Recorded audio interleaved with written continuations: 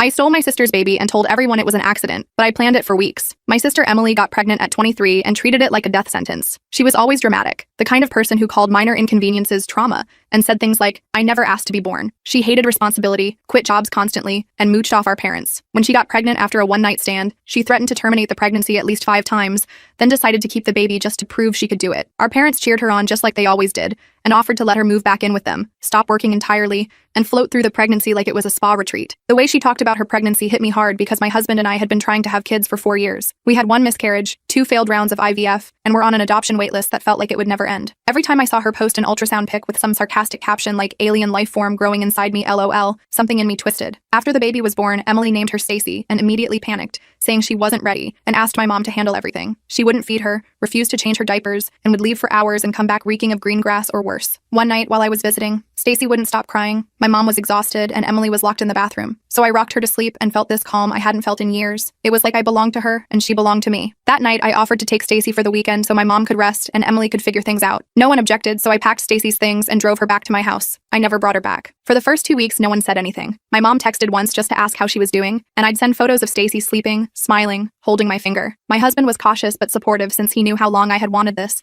and how long we had waited for a baby. Sometimes I did think what I was doing was wrong, but I always pushed those thoughts away and told myself I was giving her a better life because Emily didn't want her. I was simply stepping in where I was needed. It started to become the truth. It didn't help that Emily posted a photo of herself out clubbing 3 weeks postpartum with the caption, "Freedom." That's when I knew. Eventually, my mom started asking when we'd be bringing Stacy back, and I'd said we needed more time. Then Emily called and demanded I drop off the kid because she was ready now. I said no. She screamed at me, saying I was kidnapping her child, but I spat back that she abandoned her and didn't even bother checking in once. A welfare check was done a week later, but I was prepared. Not only had I filed for temporary guardianship 3 days earlier under the claim of neglect and had a caseworker side with me, I also showed the police texts where Emily agreed to let me take Stacy. I showed them photos, feeding logs, and the nursery. They couldn't take her and Emily lost her mind when she found out. She showed up at my house, pounding on the door, screaming that I had stolen her life. I stood there with Stacy in my arms and said, "You never wanted her, but I do." My family eventually split down the middle. My mom refused to take a side while my dad said nothing, and my brother told me I was sick. Emily posted a video online sobbing, saying her sister kidnapped her baby and she got a ton of sympathy from strangers and started a GoFundMe to get my daughter back. She never used the money for legal fees. I didn't lash out because I had everything I wanted. I was doing everything right. I attended every hearing, passed every home inspection,